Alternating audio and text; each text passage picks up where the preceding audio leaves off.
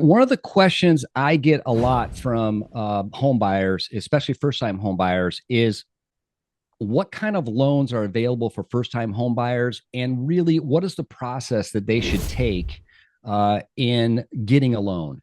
So when we break down that question, I always talk to clients and I explained the key components of a loan application.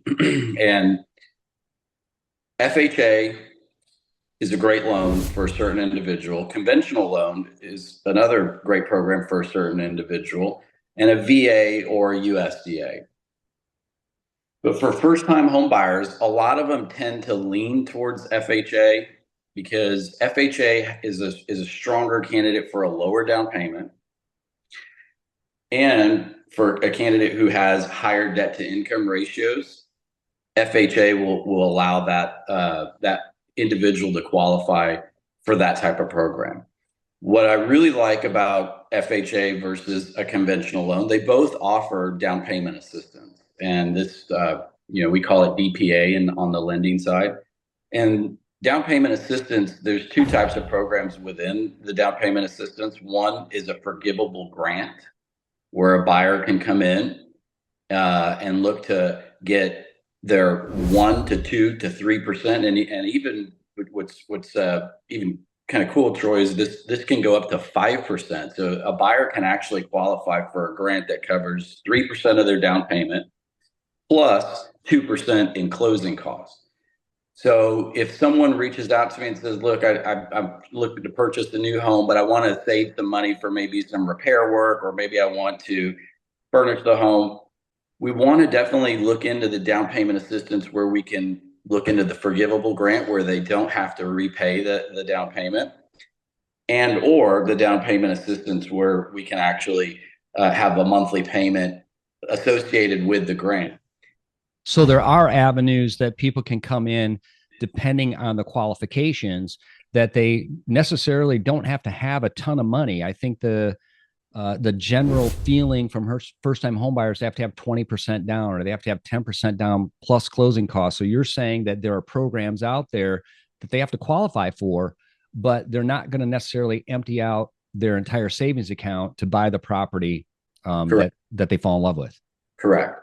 Yeah, and that's a great option for first-time home buyers. We need to really understand a client when we take a loan application. I ask a lot of questions about what are our goals, short-term, long-term, and definitely the down payment assistance program is it's there, and people need to A, understand it, and B, take advantage of it because it's there for a reason. Correct. Speaking of first-time homebuyers, is there a process that they can call you and talk to you about what they're looking to do before you deep dive into giving them a real approval letter? Yeah, whenever a client is referred my way, I have an in-depth conversation with them, and I'm not just right out of the gate asking them to apply. I want to know, what do we want? What are our goals as far as sales price? What city are we purchasing in? How quick are you at the footsteps of a door as we speak, or are you just getting your feet wet and you want to go look online? I also dive into, what do you do for a living? Roughly how much do you have in assets? I'm just actually talking through a mini loan application, if you will, over the phone, so I can get an idea of what their goals are with their financing. So, I use this term, but loosely, but when you go, having that application is my portal of actually dissecting their scenario to figure out what exactly is the best case scenario for them. We talked about this earlier: conventional, VA, FHA. Every loan, Troy, when you stack them up against each other, they all have pros and cons. And for me to actually talk through a client's goals and actually then have them take a loan application so I can formalize game plans to help them accomplish that goals. It's all driven within a loan application. And I think you brought up a great point, is having a game plan. And that's one of the things that I speak with buyers and sellers about, is having a solid game plan. Mm-hmm. So I think you just solidified the fact that it's safe to make the call to you as a lender, that you can talk through where they're at financially, what their goals are, and what they're looking to accomplish in a short period of time without necessarily pulling their credit, but then Correct. kind of giving them a lay of the land of what to expect. And then that way, when they're ready to pull the trigger, you have this relationship with them as an advisor to say, hey, now's the time we really have to pull your credit. So you've done some window shopping, you found a couple of homes in which you like, you found a home in which you like. Now we've got to pull your credit. And don't worry because you're already in the buying mode. If There you you go. right, if they're just window shopping, it's a simple phone call. Correct.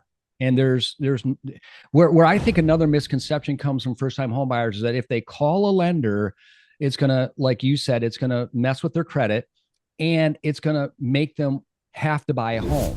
No, it's a simple phone call. If you're a buyer and you just want to know what kind of game plan you can establish, I'd highly recommend calling Ronnie or speak with a lender like Ronnie that's not going to force you into or make you feel forced into having to do an application right there on the spot.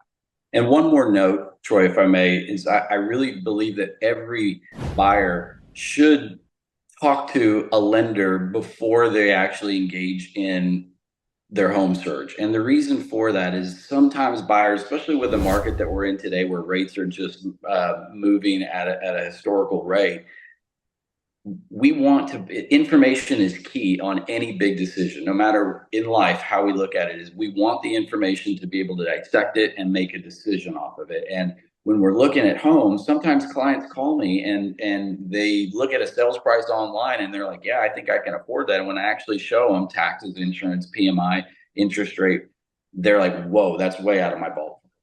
Right. On the flip side of that coin, sometimes they call me and say, wow, I'd actually thought that it was much higher than that. So how about actually knowing a payment range before we get out there and start looking at homes? I 110% agree with you. It's a big purchase, and you have to know as a buyer what you're comfortable with.